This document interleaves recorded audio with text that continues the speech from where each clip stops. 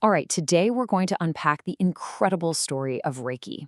We're talking about a practice that began as a quiet, personal, spiritual journey for just one person and has now found its way into places you would never, ever expect, like the sterile hallways of a modern hospital. So, how on earth did that happen? Let's dive in. And that's really the big question, isn't it? How does something so rooted in spirituality get a foothold in the super evidence based world of modern medicine? The story here tells us so much about how our whole approach to health and healing is changing. So, to really understand how Reiki got to where it is today, we have to rewind.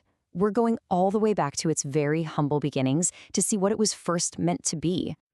Here's the thing. Originally, Reiki wasn't about healing other people at all.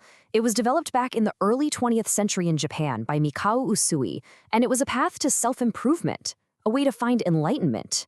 It was this really intimate, personal journey, and that's just a world away from how most of us think about it now. Okay, now let's hit the fast forward button all the way to today, where, wow, the picture could not be more different. What started with one person has exploded into a massive worldwide community. And I'm not exaggerating, we are talking about millions of people all across the globe. Seriously, from Tokyo to Toronto, you can find Reiki practitioners. This isn't some small niche trend anymore. It's a full-blown global movement that has connected with people across dozens of cultures. And what's really wild is where this growth is happening. It's not just in wellness centers. Reiki is now being offered in some of our most trusted institutions. Hospitals are using it to help comfort patients, hospices are offering it for end-of-life care, and of course, it's a cornerstone of countless private wellness practices.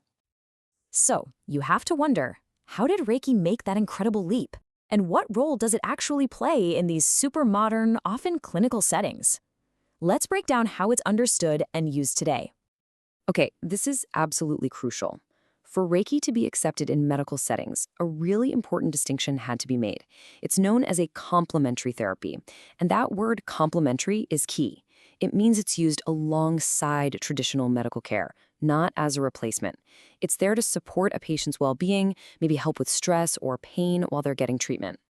And by positioning itself that way, Reiki totally transcended its purely spiritual roots. It basically earned a seat at the table in the much broader conversation about modern wellness.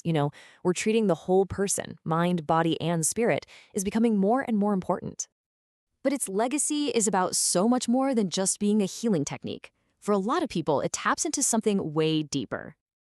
And this right here is the human element that's really fueled its growth.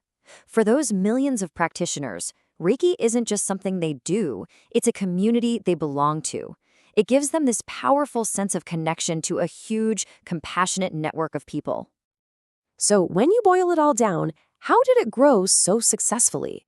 It really comes down to two main things. First, its enduring power. People genuinely feel it helps them. It feels meaningful. And second, its incredible adaptation. I mean, think about it. The very same practice can fit into a quiet spiritual retreat or a busy, sterile hospital room. That flexibility is amazing. All of which leaves us with a pretty powerful thought to chew on. The journey of Reiki from one man's personal spiritual path to a global complementary therapy is really a story of our time.